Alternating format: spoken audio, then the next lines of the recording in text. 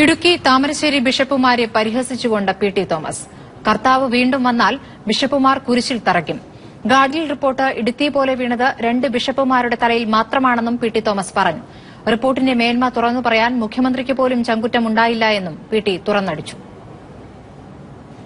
Tableau ഇട്ട വൈദികരല്ല, tableau ഇടാത്ത original വൈദികന്മാർ വരുമൊരു നാൾ ലോക്കുക മർത്തിയ എന്ന് പറഞ്ഞ് ഒഫീസിയലി എന്റെ ശവസംസ്കാര ഘോഷയാത്ര നടത്തുകയും ആഘോഷസൂചകമായി ഒരു പോത്തിനെ വെട്ടി ആഘോഷിക്കുകയും ചെയ്ത ഒരു ദുരന്തം ഒരു പൊതുപ്രവർത്തനം എന്ന നിലയിൽ അനധികൃത പാറമടകളും ചില ഗൂഢശക്തികളുമാണ് താമരശ്ശേരി ഇടുക്കി ബിഷപ്പുമാരുടെ നിലപാടിന് പിന്നിലെന്ന് പി.ടി. തോമസ് പറഞ്ഞു.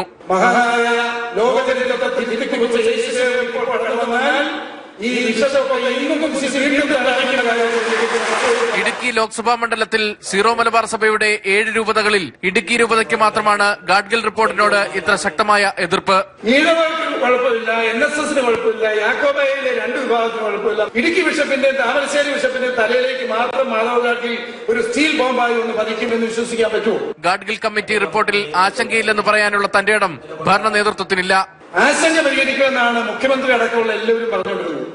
ആശങ്കയില്ല എന്ന വാക്ക് പറയാനുള്ള തന്റെ ഇടം കാണിക്കാൻ കേരളത്തിലെ രാഷ്ട്രീയ നേതൃത്വമോ ഭരണാധികാരികളോ തയ്യാറായില്ല എന്നിടത്താണ് ദുരന്തമുണ്ടായത്. താമരശ്ശേരി ഇടുക്കി ബിഷപ്പുമാർ സത്യം തുറന്നു പറഞ്ഞ് ജനങ്ങളോട് മാപ്പ് ചോദിക്കണമെന്നും പി.ടി. തോമസ് ആവശ്യപ്പെട്ടു.